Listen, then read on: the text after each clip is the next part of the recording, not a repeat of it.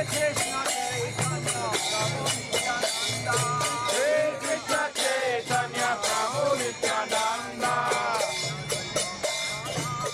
have a question, Maharaj. Yeah. It's more like a topic, but I'm looking here in the Chaitanya Bhagavat to read it. But it's a I think it's when Mahaprabhu is going to Jagannath Puri, and he in a part he mentioned to his devotees like be aware you all that I consider Nityananda Prabhu more important than my life, and if you ever have any, like, you should praise always Nityananda Prabhu. And then I was wondering that we have seen our gurus, some of them are very prompt, or they are coming from families which are being very devoted to Nityananda Prabhu, and some others are more from talking all the time about Chaitanya Mahaprabhu. We are Chaitanya Mahaprabhu devotees, of course, but like I would like your opinion on this interest that sometimes I can see that in Nityananda Prabhu, even some lines they talk about Nityananda Prabhu very prominently. Well, Srila Guru Maharaj, he said that the Chaitanya Bhagavat could also be called the Nityananda Bhagavat, because this was written very much from the point of view of the author, Krishna Vrindavan Das Thakur. Is actually a disciple, you could say, of Nityananda Prabhu. I mean, he sees Nityananda Prabhu and he's always speaking of him in every chapter, actually. And he's very much high. So many parts of the Chaitanya Bhagavat are from the point of view of the author, his relationship with Nityananda. And we heard about that also, that Vrindavan Das Thakur, as far as I remember, he was traveling with Nityananda Prabhu, and he saw that Nityananda Prabhu, at one place they visited, that Nityananda Prabhu had eaten a particular kind of, I don't know what you would say, a preparation that was made with, I believe it's amlaki, right? The amlaki fruit, some kind of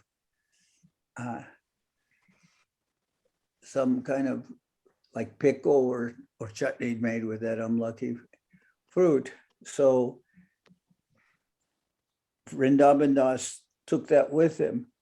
And when they were traveling, then at one point he offered it to Nityananda Prabhu, who had expressed appreciation for that the previous day. And then Nityananda Prabhu asked him, "Why do you have this?" And he says, "I saw that you like this, so I brought it." Nityananda said, that is not the activity to keep something for the next day, carry it with you. That's not the activity of a, let's say, of a vairagi. And he told him that was more the activity of a grihasta. And he ordered Nityananda Prabhu ordered Vrindavan Das to stay there. And he went and he traveled on. And when that happened, it is said to be, I believe, near Bhamanpal. And in that, near there's a temple of Nityananda Prabhu. And Vrindavan Das Thakur stayed there, and he also wrote part of the Chaitanya Bhagavat from there. Devashis, have you heard that that remark or that story? No, I'm not familiar with that, Maharaj. Okay, well, I heard that spoken, I believe it was by Srila Govinda Maharaj, and it's near Bamanpar. There's a temple there of where Vrindavan Das Thakur was said to stay.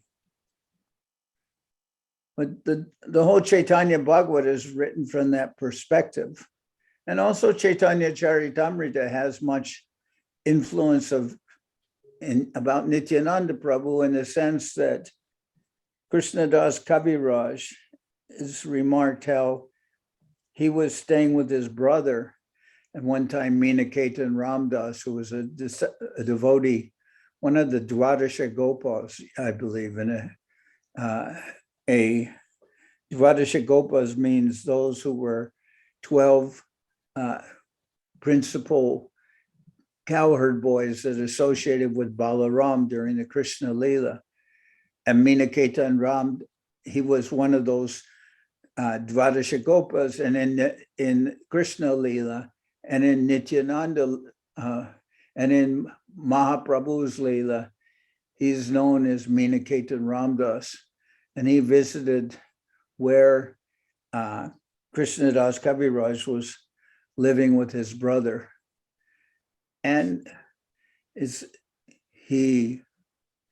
the priest, I believe his name was Gunarnava Mishra, when Meenaketa Ramdas was there, he didn't show him proper respect. And Meenaketa Ramdas became, well, he acted as if offended, but he wasn't offended for himself. He knew that the lack of respect shown by the pujari was actually directed to Nityananda Prabhu. And he said, here is another Romaharshana's Sutta who didn't show respect to Balaram, and Balaram killed him with a blade of grass. Anyway, later, Krishnadas Kaviraj got into an argument with his brother, who was also of that opinion where he respected Mahaprabhu, but he didn't respect Nityananda Prabhu. And they had Krishnadas Kaviraj express some annoyance with his brother. And in that night, in a dream, Nityananda Prabhu appeared to Krishnadas Kaviraj and told him, you go to Vrindavan and there all your wishes will be fulfilled. And the next morning when he woke up, Krishnadas Kaviraj started for Vrindavan. And by going to Vrindavan, he was able to speak to the devotees. Well, actually, when he went to Vrindavan, there he met with Raghunath Das Goswami, who had been with Mahaprabhu in Puri, of course, and he was assisting Swarup Damodar in serving Mahaprabhu. And then later, when Swarup Damodar, when Mahaprabhu, when they departed from this world, Raghunath Das went to Vrindavan, and he was thinking there he would commit suicide by jumping from the Govardhan hill. But when he got there, he found solace with Rupa and Sanatan Goswami. And while he was there, he would at Radhakund, he would speak of Mahaprabhu's activities. and especially the later Leela, that they didn't know so much from the Chaitanya Bhagavat. As you can see in the Chaitanya Bhagavat, there is less information in the Antyasesh, the Antasesh Kanda. is only 10 chapters there, and it's written more you can say in a little more general way than the other chapters of Chaitanya Bhagavat. So the devotees were hearing from Raghunath Das, and Krishna Das Kaviraj heard also. And later the devotees, knowing that Krishna Das was a very capable writer and everything, they asked him to compile Mahaprabhu's Leela, especially the later Leela. And then Krishna Das Kaviraj wrote the Chaitanya Charitamrita. So you could say that both the Chaitanya Bhagavat is, as I said, very much from the perspective of the author Vrindavan Das being a disciple of Nityananda Prabhu. And Chaitanya Charitamrita, Krishna Das Kaviraj, he was sent to Vrindavan by Nityananda Prabhu, and that was very much influential in him writing the Chaitanya Charitamrita. So you could say there's much influence of Nityananda Prabhu. And in our own lives, it was said that Guru Maharaj talked about how Srila Prabhupada, that he was a Shaktavesh or empowered to do his preaching work, especially in the West, by Nityananda Prabhu, and has said that of his family, of Prabhupada's family, Srila Bhaktivedanta Swami Prabhupada, that they were their particular, Gotra. They were worshipers of Nityananda Prabhu. That was like their family deity. And that also we later heard that Guru Maharaj, he gave shelter to all of us. And it is said that initially he was taking more a line of, there's a line of Goshtanandi and Bhajananandi. The Bhajananandis are more, we can say, more reclusive and not so much involved in openly preaching. And Guru Maharaj was taking that kind of line. And then he went to Ekachakra. And in Ekachakra, he felt some divine inspiration.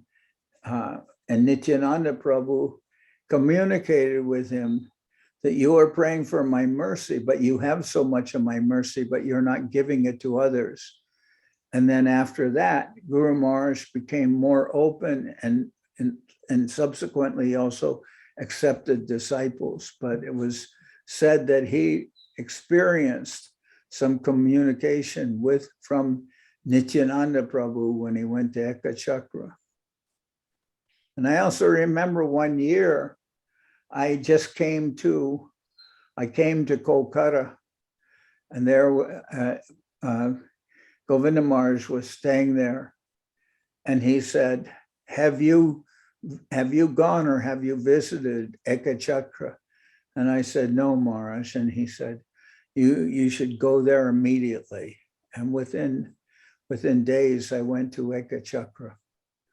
So, I mean, and in the Chaitanya Bhagavat, we also see that there is one chapter you probably remember that, who was it? I think it was, I don't remember if it was Murari Gupta or who it was, that came in and first offered obeisances to Mahaprabhu, and then obeisances to Nityananda Prabhu. And I believe it was Nityananda Prabhu that told him, you are doing wrong, but he didn't say why. And that night, do you remember who it was? Might have been Srivas Thakur, but in the Chaitanya Bhagavat. Gaurachandra, are you still there? Of course, Maharaj, I'm here. In fact, I'm looking for it. So you may remember that chapter from Chaitanya Bhagavat where first the devotee offered dandavats to Mahaprabhu and then to Nityananda Prabhu. And Nityananda Prabhu informed him that he had done wrong. And then, but he didn't say why. He said, you will understand tonight. And then the person had a dream, and in that dream, he could see that first there was Krishna and Balaram. And he understood that Balaram is the older brother of Krishna. Well, I cannot remember exactly the whole details, but then he said, now do you understand? Because obviously Balaram's the elder brother of Krishna. So if one would enter there, when one would offer obeisances first to Balaram and then Krishna, because Balaram's elder. And some information was communicated like that in the form of a dream. Do you remember reading that? No sound. I think you're right, Maharaj. Pardon me? I think you've remembered it accurately, yes. That's how I remember. Same. Do you remember who it was, though? That's the thing. No, I don't remember that. Yeah, it's revealed that's in the Chaitanya Bhagavat. But throughout the whole Chaitanya Bhagavat, you hear so much about when Nityananda Prabhu arrives, and immediately they when Nityananda arrives and he's found by Mahaprabhu and the devotees at the house of what is it? Nandanacharya. Nandacharya Bhavan. He's found at Nandacharya's house, and immediately there's an arrangement done to have the Vyas Puja of Nityananda Prabhu. And so they do the Vyas Puja of Nityananda Prabhu, I believe, at Srivas Thakur's house. And that whole thing is described in Nityananda Prabhu in the Vyas Puja. They make all the arrangements, and Nityananda Prabhu is dancing, and he's dancing at one time without clothes. So, I mean, there's so much in the Chaitanya Bhagavat, every chapter practically, there's glorification of Nityananda Prabhu. So what was your question initially, Gaurachandra? You were saying why there's so much emphasis or attention to Nityananda Prabhu? No, I love the emphasis. I just wanted to understand that through all our philosophy, we always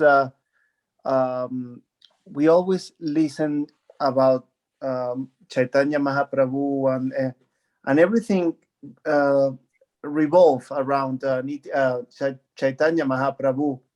But like you are saying, there are many of our gurus which have a strong relationships with Nityananda Prabhu, being family or avatars or many ways.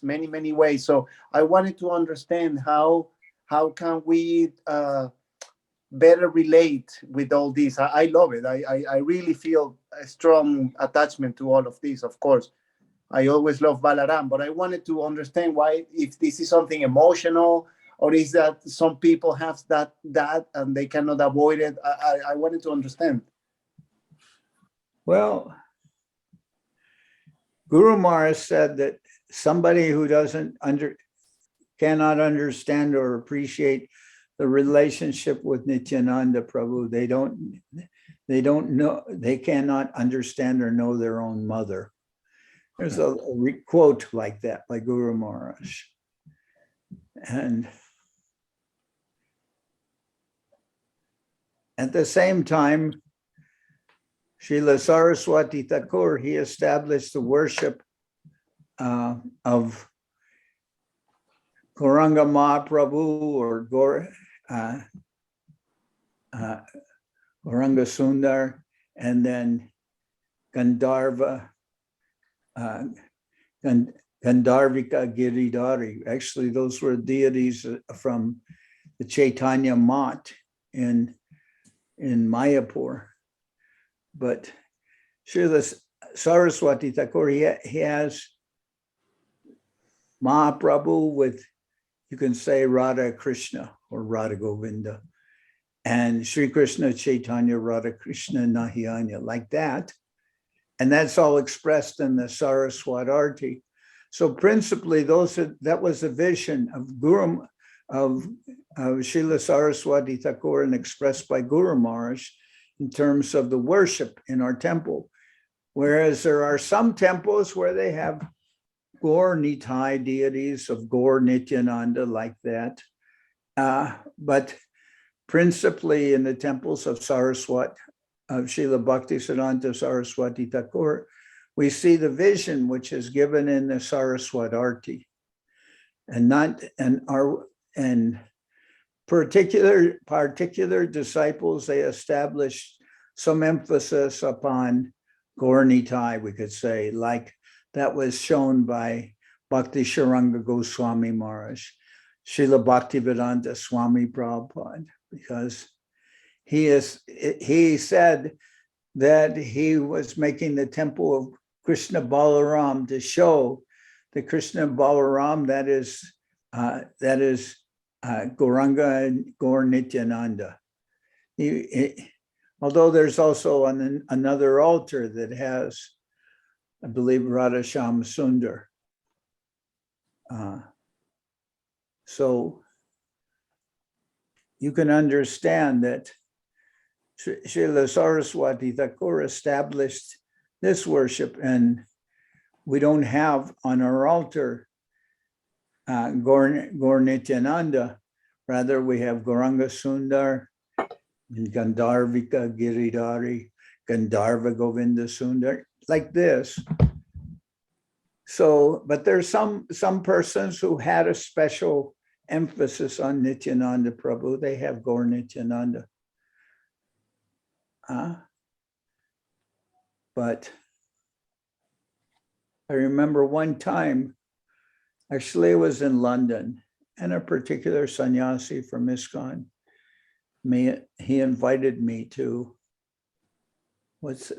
I forget which location the temple was on at that time, whether it was on, maybe it was in Berry Place, or do you know where the ISKCON temple in London is?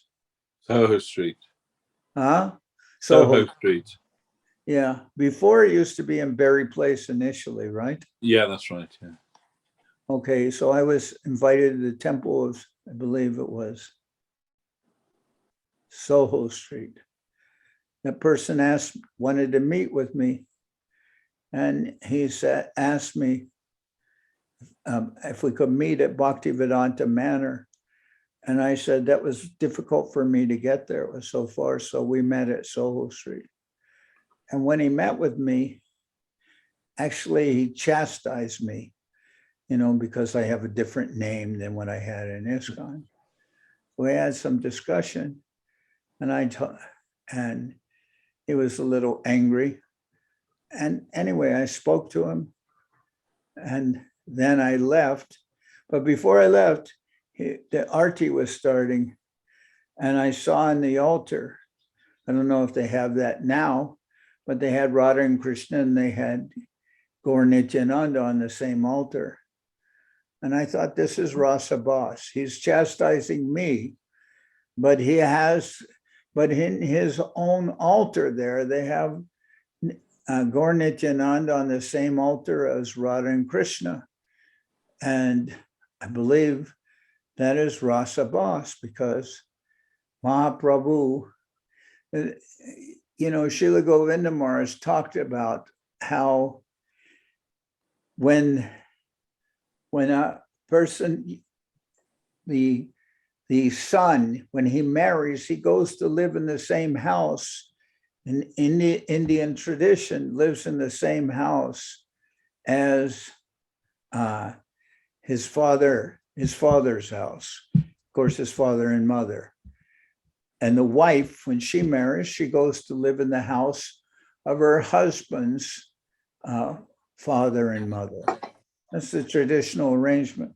So Srila Govinda Maharaj talked about in that kind of family arrangement that the husband's elder brother, his elder brother, I believe, would wear wooden shoes so that they could hear him coming. And when he would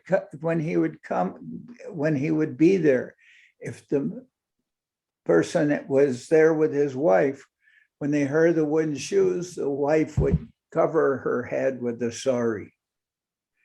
So we can say that the actual loving relationship, is somewhat suppressed in the presence of the elder brother. Just like you can say in the Spanish tradition, that sometimes when a girl would go out on a date, the parents would send her elder brother along with her as a chaperone, because they knew if the elder brother is there, nothing is going to happen. Nothing at all is going to happen, right? So even we see in a different way, but in modern culture, the same idea is there, that having the elder brother is going to impair the loving relationship between the man and woman. If the man's elder brother is present, then there will be very little romantic, expression shown. But we are in our worship of Radha Krishna, Radha Govinda, that we are not, when we have the deities on the altar, then we may have Mahaprabhu, Radha and Krishna Mahaprabhu, but not Nityananda Prabhu. And in fact, in the later pastimes in Puri, that Nityananda Prabhu, Mahaprabhu told Nityananda Prabhu that you're here, and that's very good, but we have so much work to be done in Bengal, and there's no one in Bengal. So Nityananda Prabhu, he was then sent to Bengal. And you could say that same philosophical reason of the elder brother, serving as somewhat of an inhibiting factor on the relationship, on the expression, we could say, the presence of Nityananda Prabhu will be somewhat of an impairment for the expression of the Madhurya Leela. And because Nityananda Prabhu is associated with Vatsalya Ras. And from my understanding, Vatsalya Ras and Madhurya Ras, they're not compatible. Do you, I don't know if everyone understands me. Can you have heard this, Devashis, right? Yes, Maharaj, absolutely. So there is that understanding.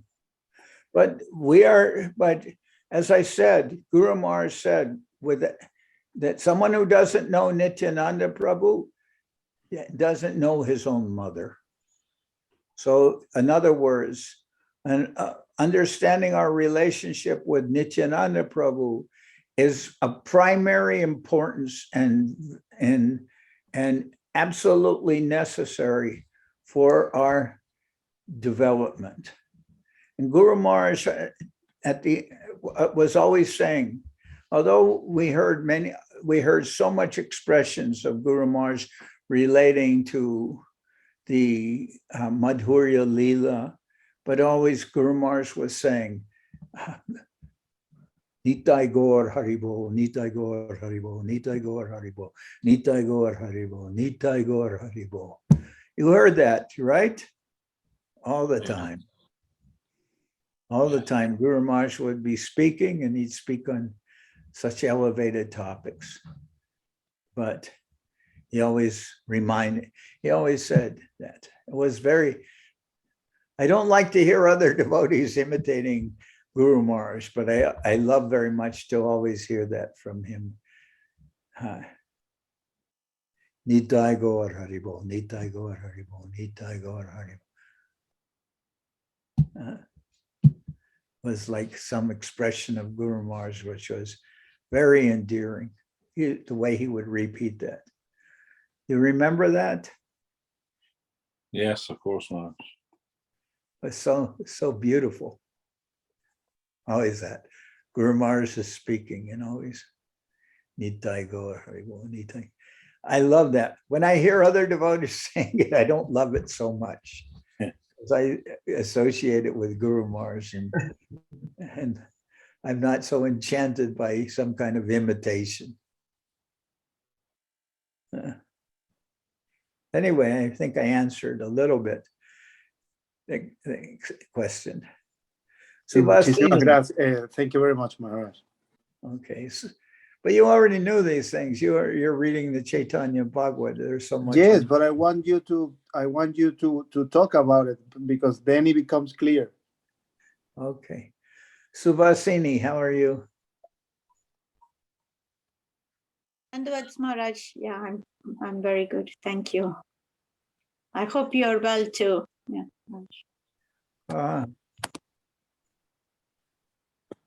I'm just waiting for the time to pass for this, whatever I have, for it to go away. Yes. Yeah. I think it has a long duration, maybe a month, month and a half, 2 months. Yikes. Yes. 1 second. Just going to get a glass of water here.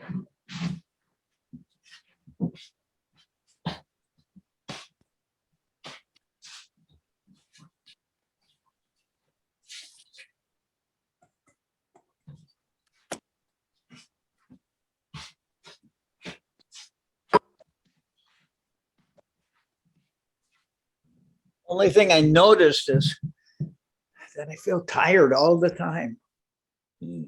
I wake up, and then after a little while, I feel tired. And that's why I was even a little late today, because I had 10 o'clock, which is 6 o'clock in your time, London. 10 o'clock, I thought, oh, I feel so tired. I'm going to lie down for 15 minutes. But at 10:35, and the Zoom was supposed to start at 10:30. But at 10:35, I was asleep, and in my dreams, somebody shouted. I woke up, and then I realized I'm late. But that happened. There is a voice in my dreams And I wasn't dreaming at all. I didn't have any dreams, but there was just, I heard a voice shouting. I think it was a feminine voice and shouting. And don't even know what was said, just woke me up. Like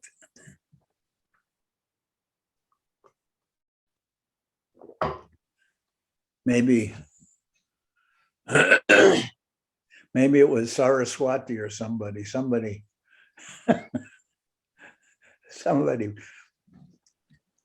what they do, they projected into my sleeping voice to wake me up. Could be.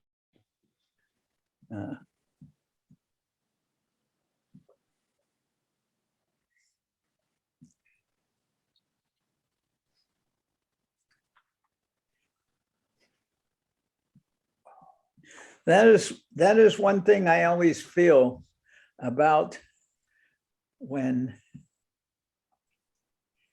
people talk to me, then they say they are atheist. Okay. They can say they don't believe in God. And then I can empathize with them a little bit in the sense that the idea of God, it is so general. And what is people in the West, what are people's conception of God? That it's like some old man with a long beard. That's the best you can do. Very generalized, non-specific conception, and a very disinterested person, God, in the Western sense. I mean, somebody who's devoutly religious, maybe they have a little more feeling, but it's often expressed in the West they speak of Jesus Christ as the Son of God. So there's a little bit of personality, projected there.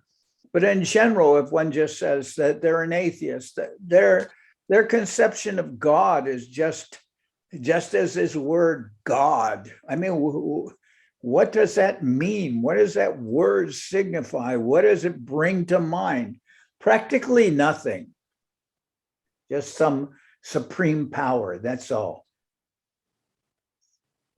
And the idea of fire and brimstone, okay.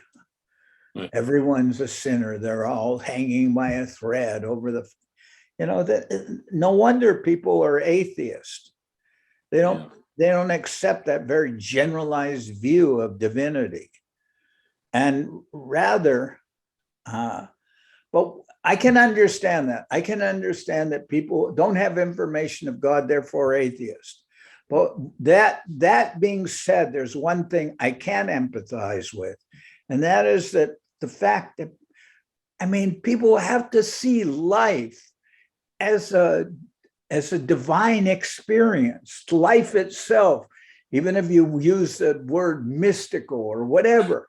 You have to see that life is not something that fits into a very, compartmentalized view. Is that correct? Compartmentalized, yes. Compartmentalized. Your life is not like that.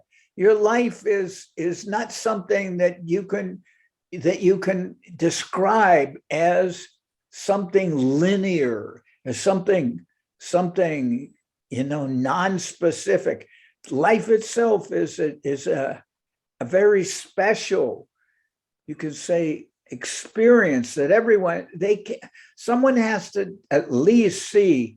All right, they don't understand the word God, and spelled backwards is dog, and they don't, there's not very much understanding in that way.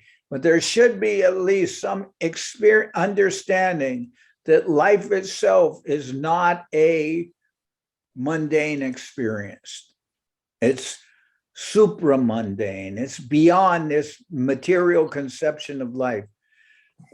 But unfortunately, I think people don't have that appreciation for life itself. If one had that appreciation for life, it's not too difficult then to understand that as my life itself is a spiritual experience, then that will bring one closer to understand the conception of the Supreme. So I feel that, you know, the persons who are atheists, they're very limited in their perception of life itself. But maybe I'm not understanding their point of view because it's so rather foreign to me. I don't know. Has anyone had conversations with atheists? Sure. I mean, everyone. Yeah. Everyone has had those conversations.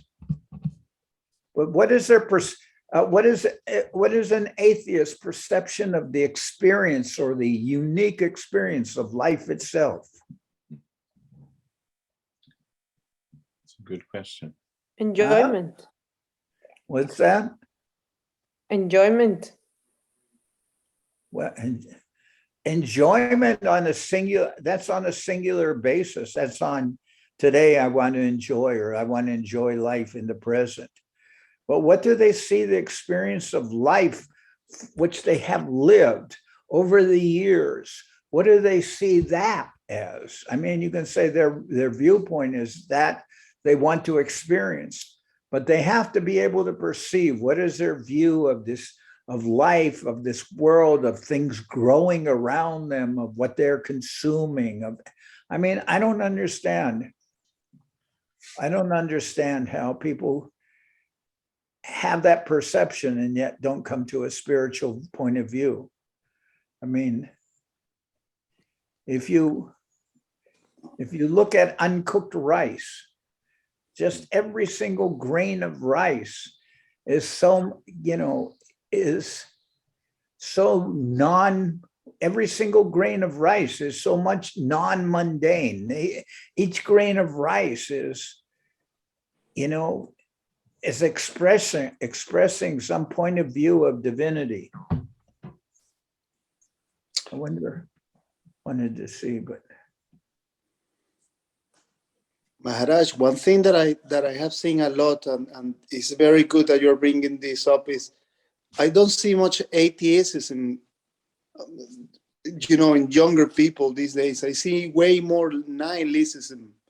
Like they don't, I mean, like they cannot care less. It's not that they don't believe, it's that they don't care. It's like, if there is something, okay, good. If it's not, okay, the same. So how would you approach that mindset? Because it's like, it's even worse, because it's like, I don't really care if it's something or not. I have no time for that. That is what I see a lot. well, but yet you can say there's nihilism and with many persons, but in some ways that proves to be not exactly their full point of view, because many persons, I'm just wondering if the topic of India comes up, do not many of them express some view that they'd like to go to India, or there's something about the East that they appreciate? Do they express that? Yeah, the elephant. What? And the elephant, the Taj Mahal. This is the way that I try to approach many people through India and through all the philosophy. But I see this nihilism thing a lot. But how much, I don't know if the word is nihilism or agnosticism, but like that. But yet there is some appreciation for appreciation for the East, for the philosophy of the East. Many writers expressed perhaps not the idea of God, but they expressed the idea of mysticism of the East. I don't know, the modern world. I remember in my generation, very many people were reading, who's the author of Steppenwolf? Herman Hesse. Herman Hesse. Yeah, well, many people were reading Herman Hesse. Many people were reading Tolkien. But all of those express some, I don't think today people are so drawn to that literature. I don't know what is the modern generation. They are doing TikTok videos. Yeah, What? they're not interested in literature. They are just doing TikTok videos and Snapchat. That's what they're doing. Maybe so, but I'm trying to think about, maybe they're doing that, but a lot of them that I have talked to are interested in older music. They may be like that, but I've seen among that group of persons, more modern, younger persons, even I've seen for them some of them have some appreciation, for instance, in the Beatles and music that was out from the 60s or from the 70s. Perhaps I'm wrong. I don't know. I don't know what is culturally going on now. But I'm just saying, there's nihilism, maybe, as you say, but at the same time, it is not something that's completely dominant in their life. There are exceptions. Anyway, I remember I heard someone say this facetiously, but they said, during the time when I was young, there used to have an expression.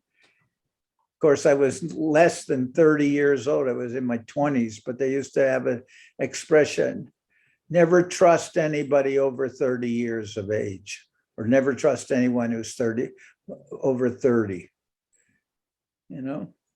And then I heard somebody express today, never trust somebody who's under 30. Maybe they're a little bit remarking about the vacuum that exists. But I have also seen another change. And this other change was before, maybe 10, 20 years ago, people were not interested in anything outside their immediate experience, and they didn't want to delay any.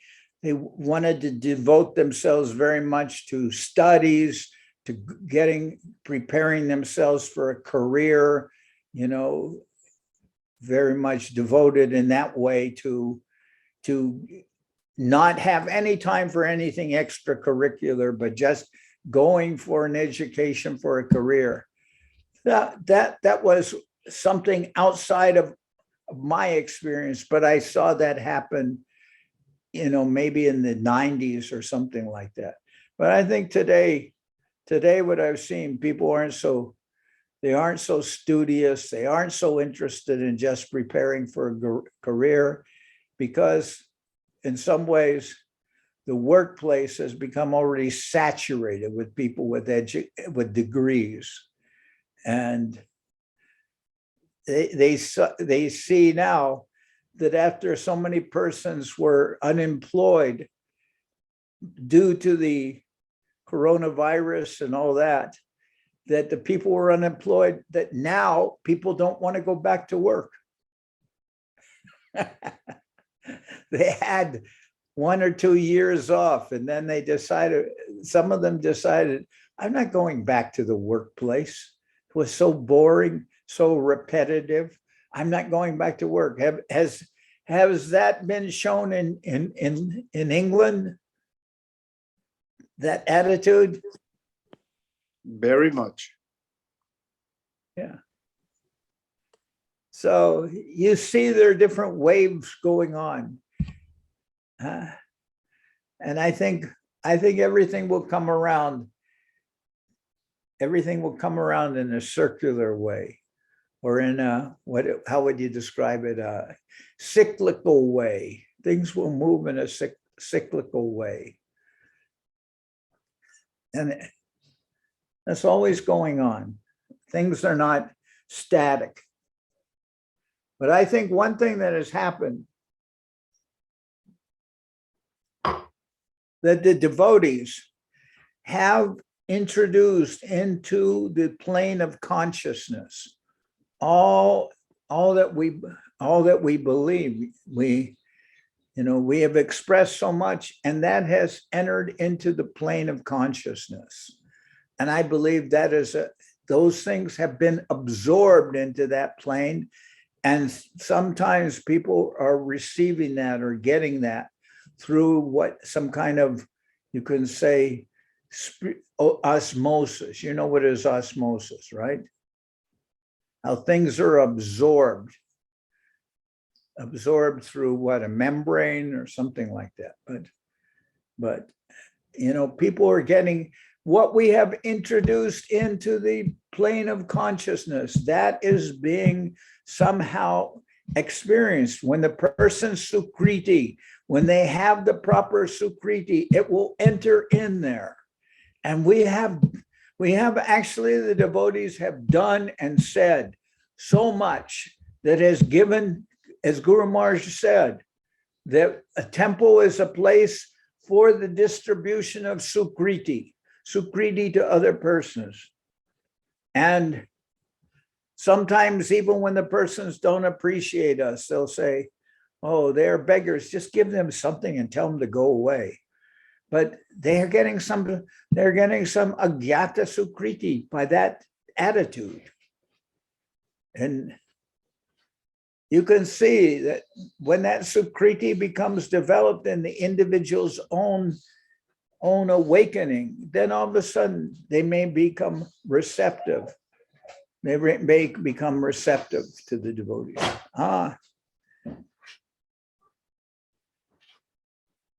Here is Karuna there? Is she, Karuna. Here is another Karuna that has just come in. Come in. Vaidehi, come in. Okay. Okay. Thank you. What is these? Come here, Karuna. I want Karuna, they want to see you. She's taking off her shoes. Oh, she's taking off her shoes.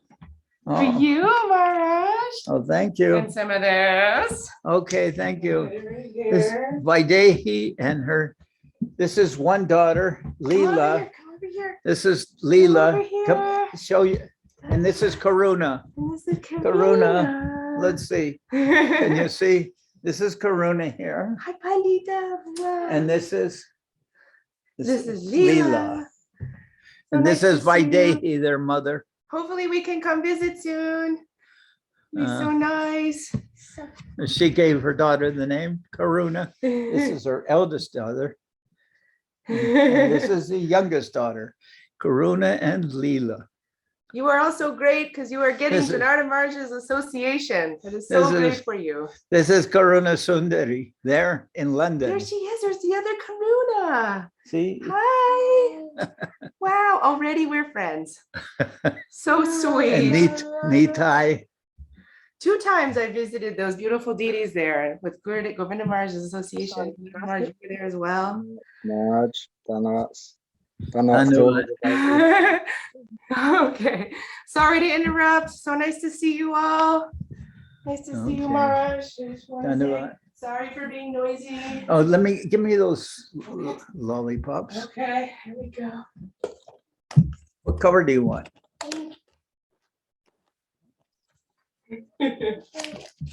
Pink? Yeah. Is this one? What two? This one? Sure. Okay. So you don't want us to bring the kids in the class on Sunday, Maharaj? We don't have to do that. We won't do that. No, they can come in, but not during the time when we're Recording? when we're doing the talk. Yeah, Just but one song. they can come in when we're singing. Okay. Yeah. Great. Sounds like a plan. Thanks, Maharaj. Okay. Dhanyavad. Dhanyavad. I'll open that door. Oh, thank you. You're a helper. Oh, I'll leave it open for air. Yeah. Okay. Good. It's nice outside, huh? Super nice. It's actually warm. Okay. Sure. I have the door open. It's not exactly warm, but it's very pleasant. It's fall here, so fall it's not so cold. It's maybe, I don't know, maybe 18 degrees or something. How is it there in London? Everyone's muted. Miserable. Miserable. Freezing. 8 degrees maximum today. Yeah, it's cold. It's getting cold now. Here outside, there's bright sunshine. Nice. We had a little bit of snow last week for like half an hour. What's that? We had a little bit of snow last week, just a little bit, for like half an hour. You had Small snow. Yeah, a little bit. Yes, it's snowing here in the Midwest and the Eastern. I've seen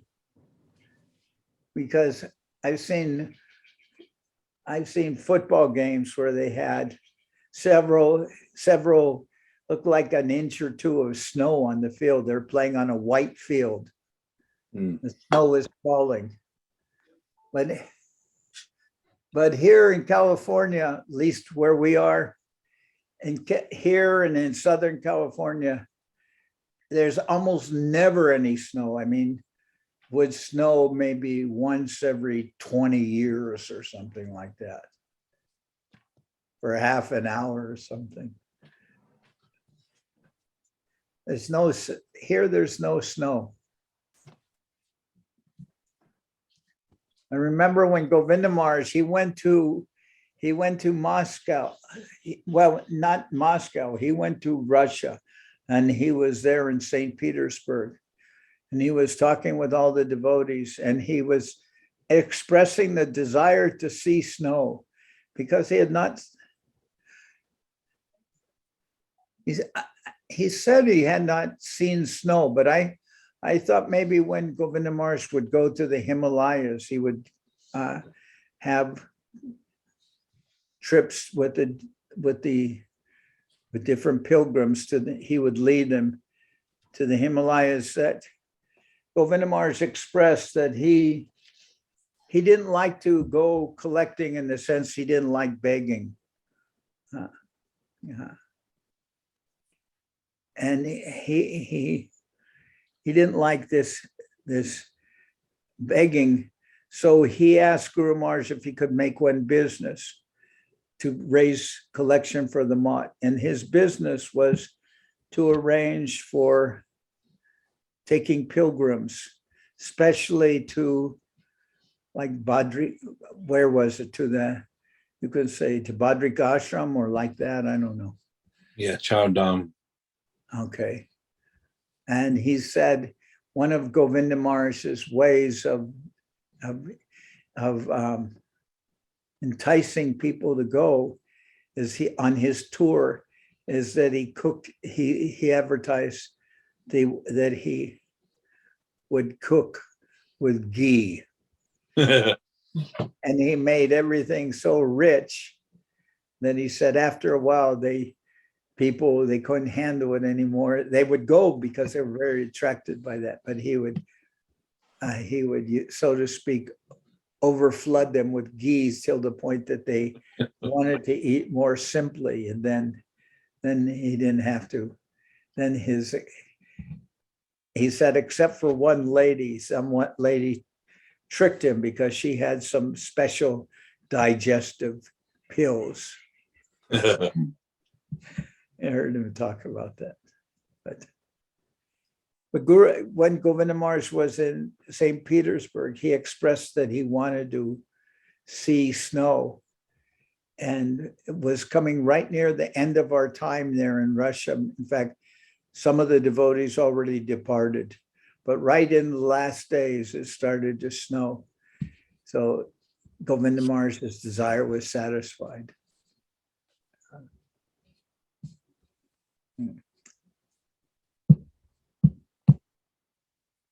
Oh. Ishanuga, how are you? Hello, Maharaj. Fine, and you? How you Good. feeling? Good. Now I think now again I have seen the three of you. I seen Ishanuga, and there's Krishna Mohini, and also we saw Saraswati. It's a very, very strong group of sisters. Very strong group. They're very much involved in the preaching there in London and in Spain and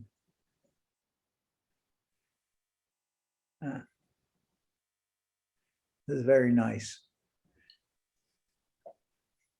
Tungarasa, there's Tungarasa, but Tungarasa, how are you? Dandavat Pranam Maharaj. Tungarasa. Dandavat. How is everything? Thank you. Everything is fine. Yes. It must Very be. nice. It must be colder in Norway. Yes. Yes. Now it's quite cold. Yes. Minus degrees. Minus what? Maybe -5, like this. Oh, -5. Yes. Yeah. Yeah. So. Is Chama Malini. So it is 8 degrees in London. Oh. Yeah, and -5 in Norway, and maybe between 15 and 18 here, I would say most of the time. Yeah. Today is the 1st December, so start of the winter. When does winter start? Is it winter starts when they have isn't it at the time of the summer solstice or is that the winter solstice? Which comes in December? Winter solstice, yes. That's like right at the beginning of winter? No, the solstice, I think, is around the 23rd of December. Oh, okay. Between the 21st, 23rd, I forget exactly. And when does winter begin? Yeah. Winter begins, when winter is said to begin? Not sure the official date, but pretty much any time here. Well, it's already winter for you, right? Yeah, yeah. But we'll ask here.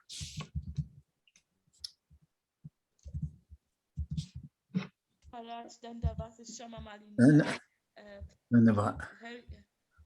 are you, Maharaj?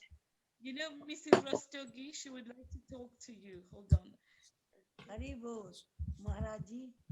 I'm Mrs. Rastogi. I think you have to turn your volume up, Shamamalini. Can hardly hear you. Hello. The volume is Hari up. Bol. Maybe they can't hear. Hari Bol. Haribo, are you there with your mother? Shama Malini. That's Basanteshwari, Mrs. Rastogi. Huh? That is Basanteshwari, Mrs. Rastogi with them. Oh, my Dandavats to you. Dandavad. How are you? I'm going on. Very good. Yeah. I'm here in my house. My husband is in India. I cannot hear so well. He gone to India. Your volume is very low. Shama Malini, can you increase the volume? I have increased it. I don't know if there's a problem. Oh. Hari Bol. I'm alone in my house at the moment. Okay. Anyway, my Dandavats, I'm happy to see you.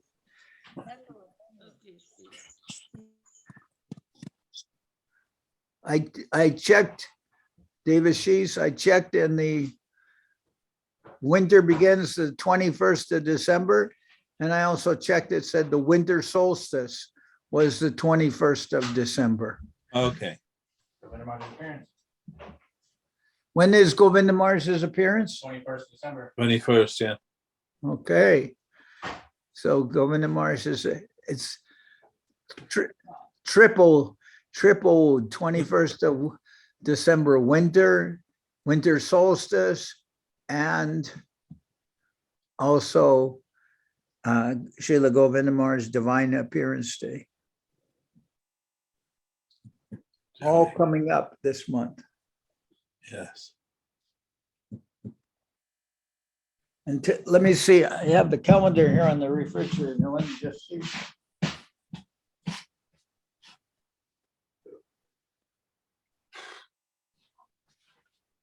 So today it says, what is the disappearance of Srila Narahari Sakar and what is it, Kalia Krishnadas? Yeah, Srila Kalia Krishnadas.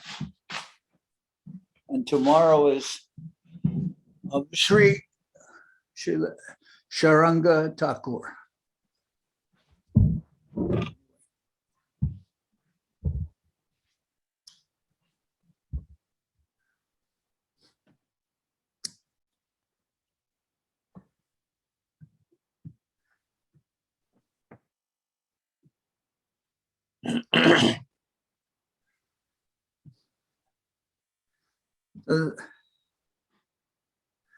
Suvasini, are you still there? Yes, Maharaj, I'm here. Yeah. Okay. Yeah. How is it? How is everything in Ireland? Is it snowing there?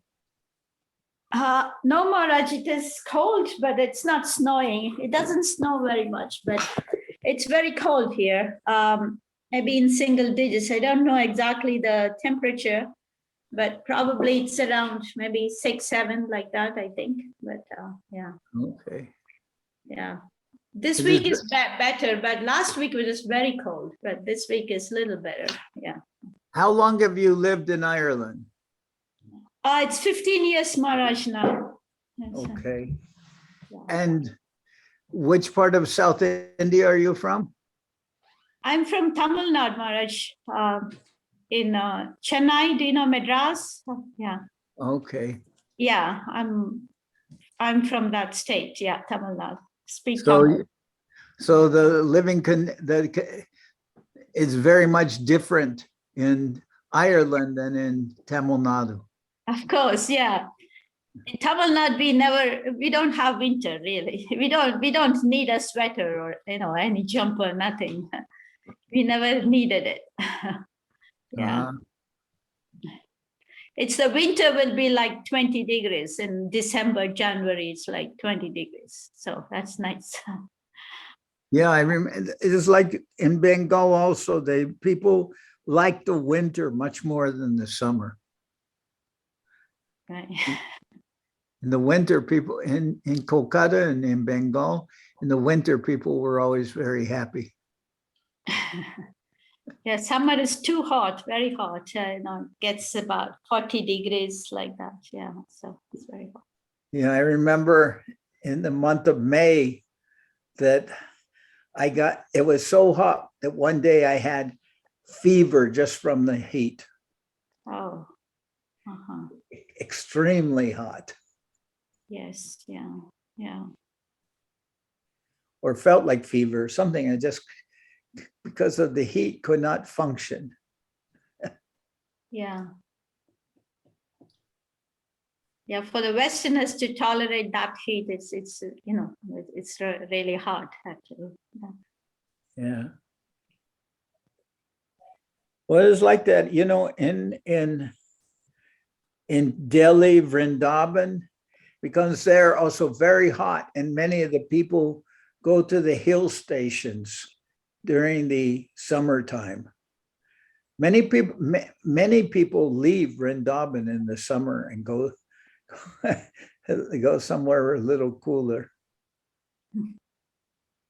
Yes. Yeah.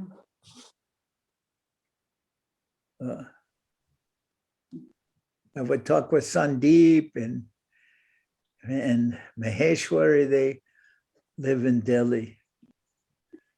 And people would go to the hill stations, and now they travel to Thailand. They travel to Thailand sometimes.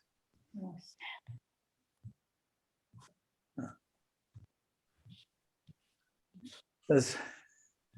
Does anyone else have any other question that they wanted to bring up?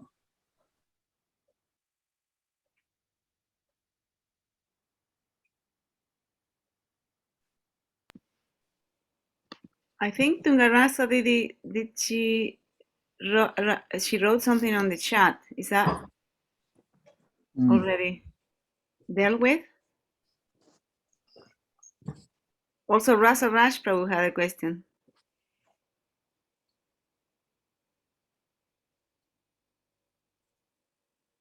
Yeah, I have a question, but I don't know if we have time to talk about that. Or...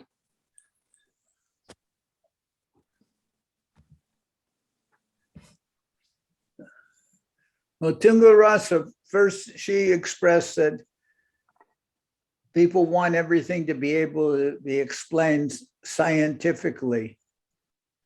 And they're expecting some explanation on that basis, that it will be, everything can be more or less explained or proven scientifically. But actually, I don't know, there is many things that scientists cannot prove, and yet they venture an opinion. So I know I believe in mathematics, or if something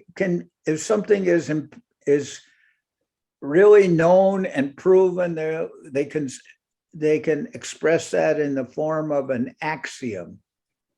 An axiom is something that's, I think an axiom is something that's already been proven, doesn't have to be proved, it's just accepted. Isn't that right? I don't know the exact, what would be the exact definition of an axiom? Let us see. I don't have it.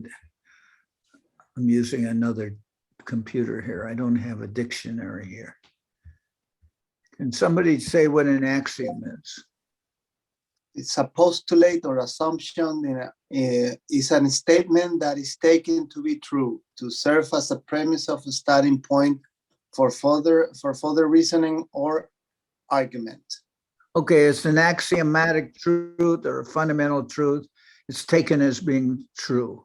So there may be many axioms, and those axioms are right. We accept them as truth, but they are actually axiomatic on the three-dimensional plane.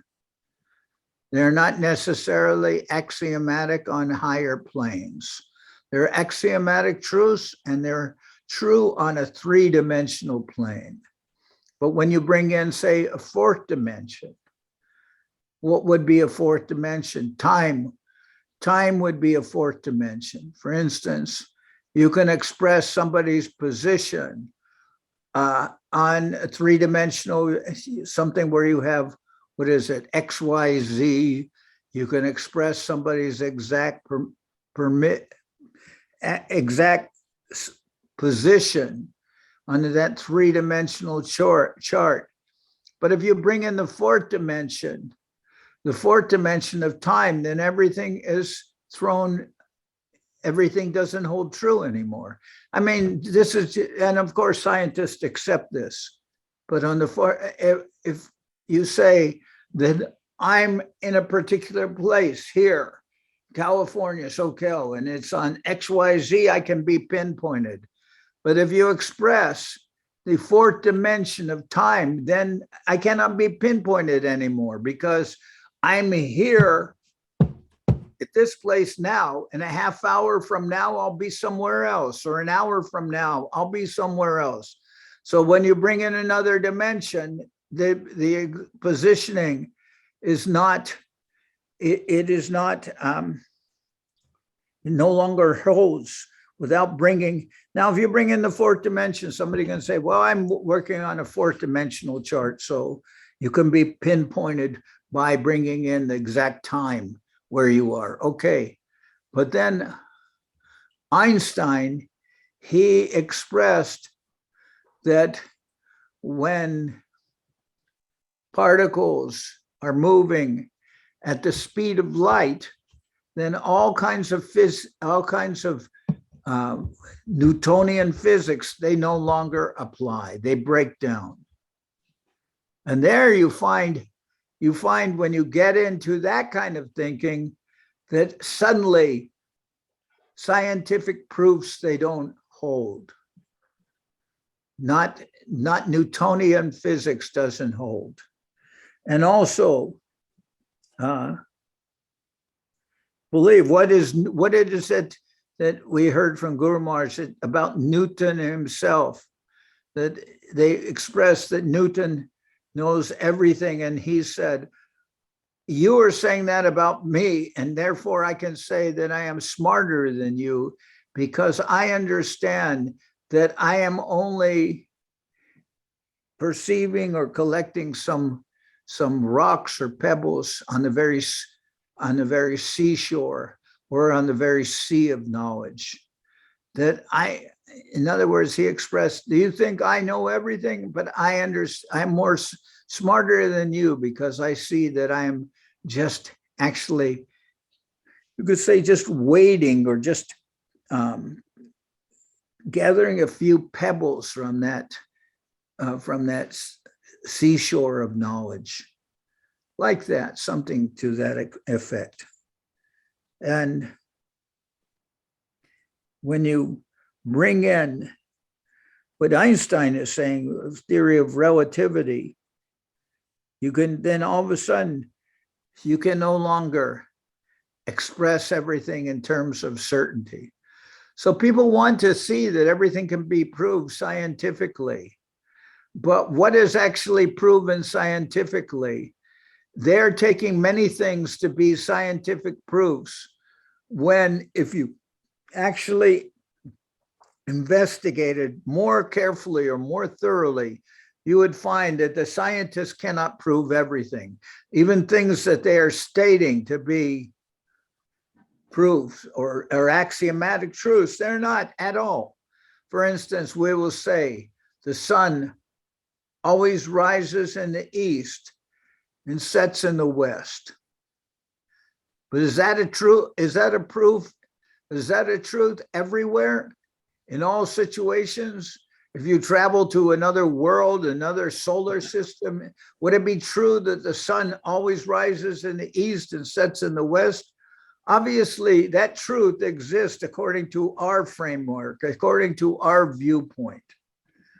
So I would say that people want to see something proved scientifically, but they don't know what is actually scientific proof. That's first point. And second, I would refer to what Guru Maharaj says about we are thinking that everything has to be proved objectively. But on the subjective level, we're actually existing on the subjective level. We can see that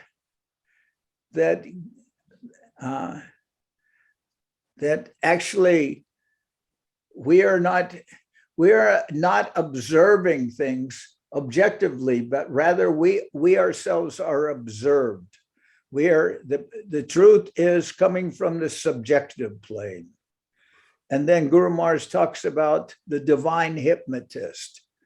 The hypnotist suggests you will see reality in this way, and you are perceiving reality in that way by the suggestion of the divine hypnotists, that rather we are meant to be observed, not that we are the observers.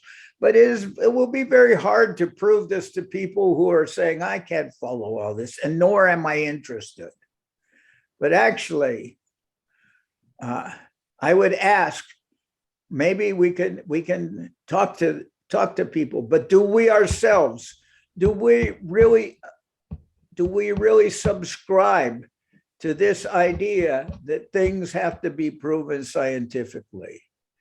But we can talk their language, and we can convince them in their own language, but we ourselves we are not subscribing to that opinion or to that viewpoint.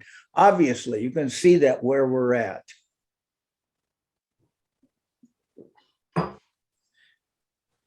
And we can prove many things scientifically, but it will become difficult for people to accept that because they can't go beyond their limited viewpoint. For instance, I once read, I was reading these books from the science division of, the scientists, they're preaching and everything. And there was one person I particularly liked what he wrote. His name was, I believe, Sadhu Das. Do you remember him? Yeah. Well, he wrote a book on the information theory.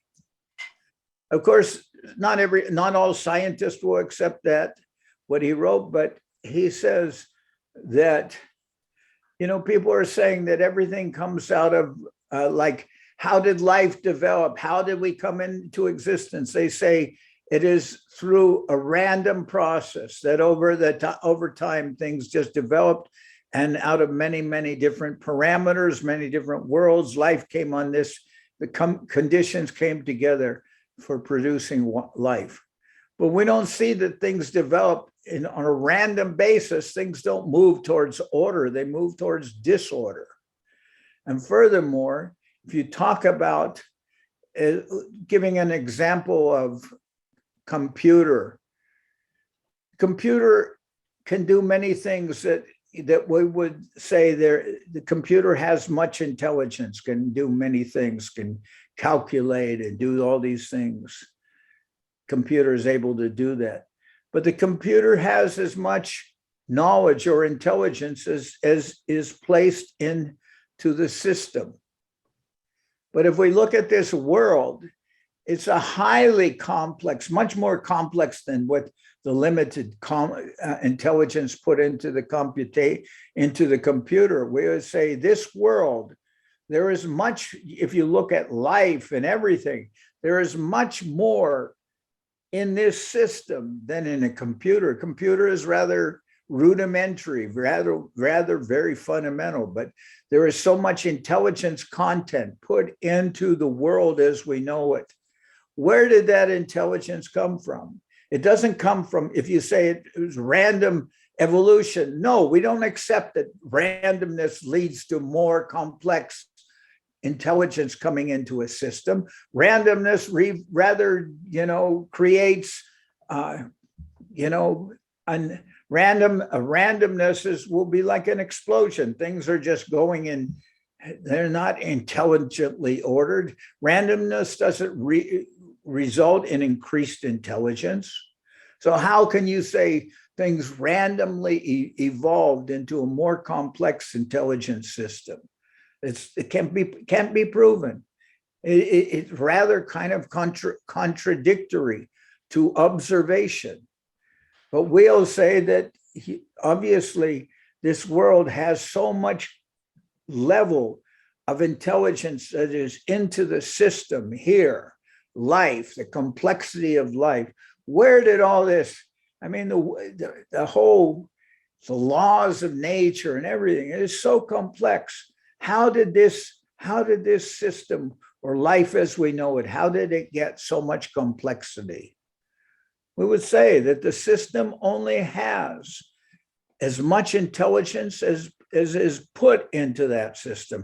It doesn't happen randomly. So then that gives the idea that there is something beyond our experience, because who has created all the intelligence and order that we see in this system that we call life. I don't know. Anyway, Tungaras asked, people want to see things proven scientifically. But to a certain extent, I say we can speak that language. That language is not incomprehensible to us. Very nice. I started out pursuing science. I was interested in science. I was interested in chemistry. I was interested in these things. But at the same time, I came to a fundamental conclusion that if I pursue this further and further, then I will need to be employed in this way, because even if I'm a scientist, I have to be employed. And then I thought, well, I have interest, but I'm not going to become somebody's dog. I have no interest in wearing a dog collar. So I decided, and maybe my inherent laziness also, but I decided I will be more interested. I'm going to shift my interest from science to what we would call liberal arts, you know, to reading, language, to all these kind of things. But I can appreciate science, but people want to see things proven scientifically. But how will that be? They don't even speak that language.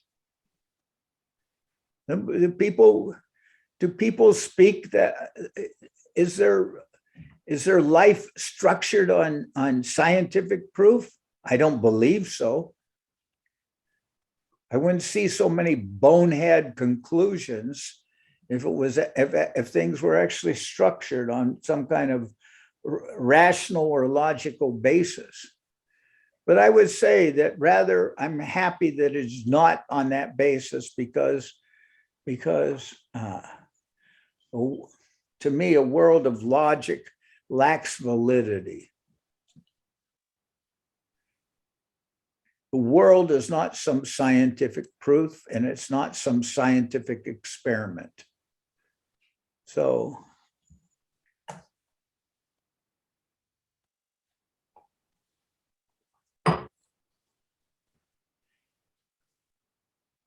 people will demand the scientific proof because they'll say, I'm not ready to accept the concept that God is blue, or that he speaks Bengali.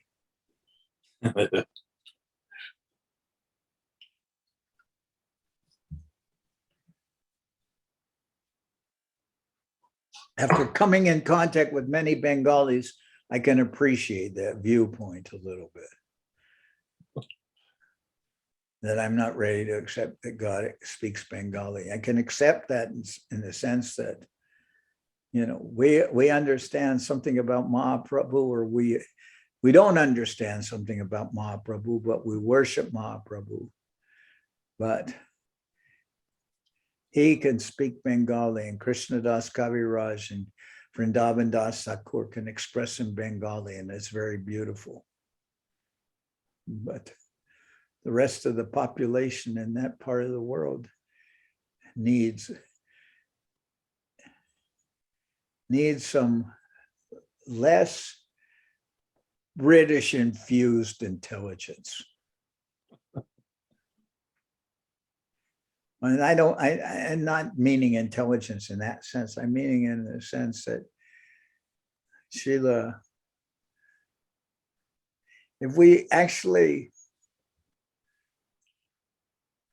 as I once said, I was walking with Srila Prabhupada, and I made some remark about all these people. They're just interested in sense gratification. We were in Mumbai time. All these people were just interested in sense gratification. Prabhupada turned to me, he said, you brought the poison with you. So that what that inference means that, you know, India, or as he expressed it, India was somewhat ruined by the British. they had a little bit of that. Prabhupada expressed that because people started looking to the West as their source of inspiration and knowledge rather than looking to their own culture and to their own understanding of the basis of, their own view of divinity. Instead, they look towards the technological development coming from the West. And of course, Srila Prabhupada said that was part of the basis of his going to the West, giving out, preaching Mahaprabhu's conception, and then bringing the Westerners back to India to make people, surprised, to make people see that, oh, these are Westerners. We worship the West, and now the Westerners are coming here with dhoti and sari and, shika and kantimala and all these things. Then made them think, what is this? Something unusual is happening. Anyway, something of my answer about the scientific basis. And before we finish here, Ananta Govinda, what did you want to ask? You have to turn on sound. No, Maharaj. Well, talking about the scientific thing, today in the BBC, there was a guy called Stuart Russell talking about in artificial intelligence and saying that, well, we created machines that are more powerful than us and lots of other things. Who spoke that? A guy called Stuart Russell. What Russell? Stuart Russell? Yes, he's a scientist or something. Okay. I don't know if it's enough. Yes, I'm sure they can do many things on that level. For instance, they have programmed computers or programmed, artificial intelligence where this machine can beat a world chess master in chess. They can, because there is a certain amount of, logic, binary, development of understanding all the possibilities in chess, where occasionally, not all the time, but occasionally the computer can defeat the chess master. Most of the time not, but sometimes. So you can see that the possibility is there for developing machines that far surpass human intelligence on the level of what we consider, rational thought. I don't know if that's the right term, but that will not mean that the machines are more intelligent. Maybe they're more in terms of warfare or development or something like that. Yes, maybe they can surpass human intelligence. But there are many things that cannot be programmed in or duplicated in, even if they develop, however intelligent they develop the machines. For instance, we know the situation that a child, we can say a child instinctively, maybe somebody will say, I disagree, but a child instinctively knows his or her mother and is not happy or calm being held by others, but being held by the mother, the child will become calm. So there are many things in life that are, you can say, supramundane. They are not on this mundane level. And Guru Maharaj talks about these different planes. Beyond the mundane plane, we have the adhoksaja plane. And beyond the adhoksaja plane, we have the the Paraprakriti plane. Is it called Paraprakriti? I think so. Huh? Yeah, I think so. There is the mundane plane, then there is that Hoksaja plane, which is like Vaikuntha, right? Mm. And then we come to the level of Vrindavan, which is Paraprakriti, right? Yes. Is that the right term? I think so. I think there is, Guru Maharaj uses another term. What is it? That they're, yes, I think it's Paraprakriti, but it's where Is it Aprakrita, Maharaj? Aprakrita? Aprakrita? Aprakrita plane. Yes, you have said it right. I was thinking Paraprakriti, but it is Aprakrita that appears like human experience, but it has that similarity. Just like the Adhoksaja plane, there wouldn't be that similarity. It would be inconceivable. But for instance, Vaikuntha, you can say, oh, this must be beyond us because these persons have 4 hands and Narayan has 4 hands, so he must be God. But then we become to the level of Prakrita. It appears to be this world, but it is the divine plane, the highest plane. And so beyond, I would say, you can say that on the level of mundanity, then yes, they may even be able to create robots or systems which surpass human intelligence. Why will that be seen as such an accomplishment? Oh, because then those computers and those robots can wipe us out. Then we have so many, we can say, yes, I know that. I've seen so many movies where they do that. We showed Terminator 2 to Srila Govinda Maharaj. And he would be sometimes in the room, sometimes walk out of the room, then come back. But he said when the robot, when